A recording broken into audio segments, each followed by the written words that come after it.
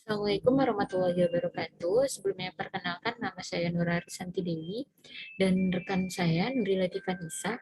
Kami dari kelompok 8 akan mempresentasikan hasil diskusi kami tentang sisa hasil usaha. Di mana pada materi yang pertama akan saya jelaskan yaitu tentang pengertian SHU.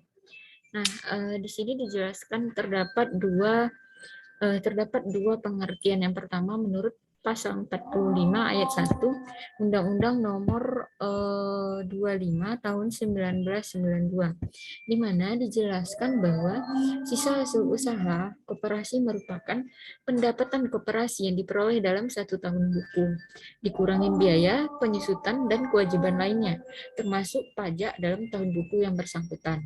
Nah, yang kedua ada menurut Undang-Undang Nomor 25 tahun 1992 tentang perkoperasian, di mana dijelaskan terdapat tiga pengertian SHU. Yang pertama, SHU koperasi adalah pendapatan koperasi yang diperoleh dalam satu tahun buku, dikurangi dengan biaya, penyusutan, dan kewajiban lain, termasuk dalam pajak dalam tahun buku yang bersangkutan. Nah, yang kedua ada SHU setelah dikurangi dana cadangan, dibagikan kepada anggota sebanding jasa usaha yang dibagikan masing-masing anggota dengan koperasi, serta digunakan untuk keperluan pendidikan, perkoperasian, dan keperluan koperasi, sesuai dengan keputusan rapat anggota. Nah, yang ketiga ada besarnya pemupukan modal dan dana cadangan ditetapkan dalam rapat anggota. Nah, itu menurut Undang-Undang Nomor 25 Tahun 1992. Nah, selanjutnya SHU ini koperasi tidak menggunakan istilah laba atau keuntungan untuk menunjukkan selisih antara penghasilan yang diterima selama periode tertentu dan kewajiban yang dikeluarkan untuk memperoleh penghasilan.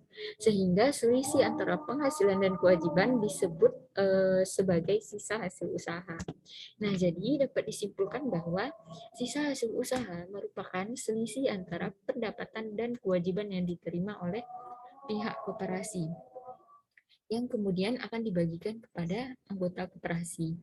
Nah, selanjutnya ada informasi dasar. Nah, penghitungan SHU bagian anggota dapat dilakukan bila beberapa informasi dasar ini diketahui. Yang pertama, ada sisa hasil usaha total koperasi pada satu tahun buku. Yang kedua, bagian persentase dari SHU anggota. Nah, yang ketiga, total simpanan seluruh anggota. Nah, yang keempat ada total seluruh transaksi usaha yang bersumber dari anggota. Nah, yang terakhir jumlah simpanan per anggota dan omset atau volume usaha per anggota, bagian persentase SHU untuk simpanan anggota, dan yang terakhir bagian presentasi SHU untuk transaksi usaha anggota. Nah, yang selanjutnya rumusan pembagian SHU. SHU koperasi yang diterima oleh anggota bersumber dari dua kegiatan ekonomi yang dilakukan oleh anggota. Di mana yang pertama SHU atas jasa modal dan SHU atas jasa usaha.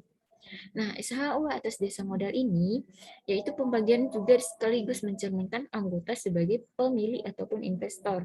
Karena jasa atas modalnya atau simpanannya lah tetap diterima dari koperasinya sepanjang koperasi tersebut menghasilkan SHU pada tahun buku yang bersangkutan. Nah, yang selanjutnya ada SHU atas jasa usaha. Nah, ini menegaskan bahwa anggota koperasi selain pemilik juga sebagai pemakai atau pelanggan.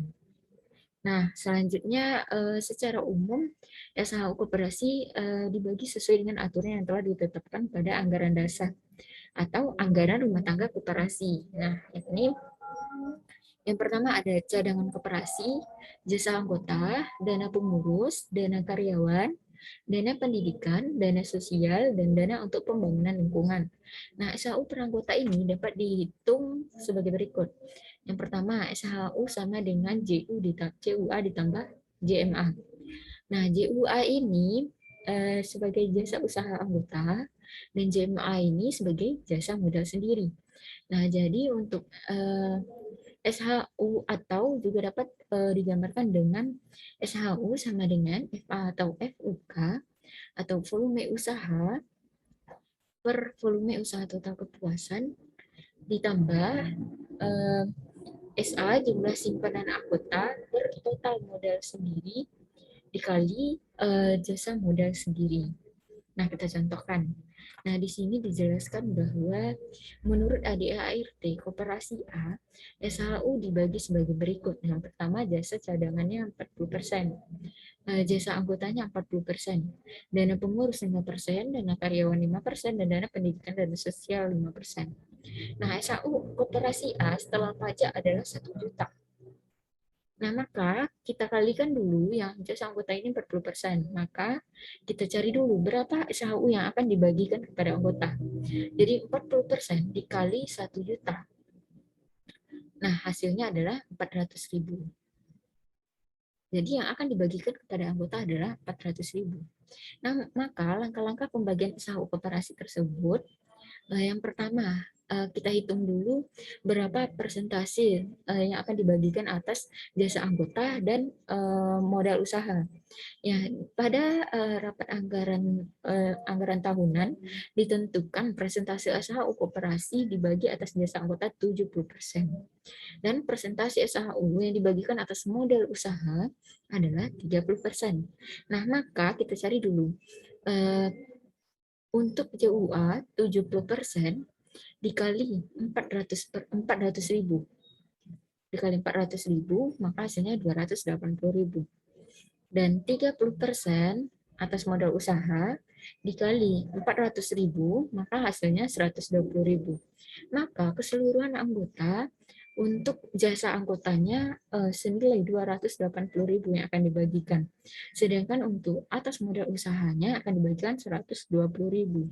Nah, dari data transaksi, anggota diketahui Gusput bertransaksi sebesar 10.000 dengan simpanannya 5.000. Sedangkan total transaksi keseluruhannya adalah 10 juta dengan total simpanan anggotanya adalah 2 juta.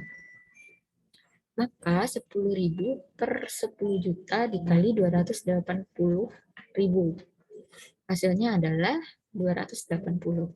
Nah, selanjutnya untuk mencari SHU untuk modal usahanya 5.000 atau simpanan dibagi 2 juta dikali 120 juta.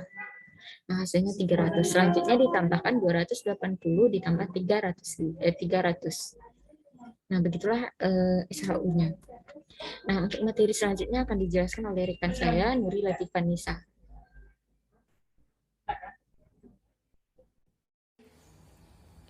Baiklah, saya akan melanjutkan presentasi dari teman saya. Yang mana yang pertama poin prinsip-prinsip pembagian SHU koperasi. Ada beberapa prinsip pembagian SHU koperasi. Yang pertama, SHU yang dibagi berasal dari anggota. Karena pada hakikatnya, sisa hasil usaha itu yang dibagi berasal dari anggota itu sendiri. Yang kedua, SHU anggota dibayar secara tunai. Yang ketiga, SHU anggota harus diberikan secara tunai guna pembuktian dari koperasi sebagai badan usaha yang sehat. Yang keempat, SHU yang dibagikan berdasar insentif dari modal dari investasi berdasarkan hasil transaksi per anggotanya. Dan yang keenam, SHU anggota dilakukan transparan. Terakhir, proses dalam penghitungan dan jumlah yang dibagi harus diumumkan secara transparan sehingga setiap anggota bisa menghitung secara kuantitatif. Selanjutnya, pembagian SHU per anggota. Ada perincian pembagian yang harus disesuaikan dengan ketentuan yang ditetapkan menurut anggaran dasar koperasi. Perhitungan pembagian SHU koperasi anggota bisa dilakukan jika beberapa syarat terpenuhi. Syarat-syarat tersebut diantaranya: yang pertama, SHU total koperasi pada 1 tahun buku. Yang kedua, persentase SHU anggota. Yang ketiga, total transaksi usaha. Yang keempat, total simpanan semua anggota. Yang kelima, jumlah simpanan per anggota. Yang keenam, bagian SHU untuk simpanan anggota. Yang ketujuh, bagian SHU untuk transaksi usaha. Dan yang terakhir, total seluruh transaksi usaha. Baiklah, itu saja materi yang saya sampaikan. Terima kasih.